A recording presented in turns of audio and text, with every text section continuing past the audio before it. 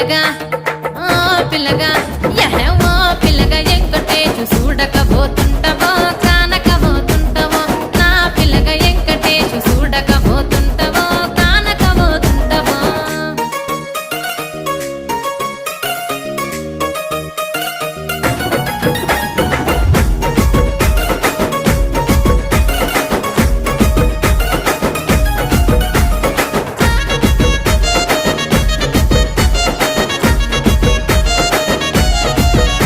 ఓయ్ కండ్లకు కాటు కవెడితే కన్యాకుమారిని నా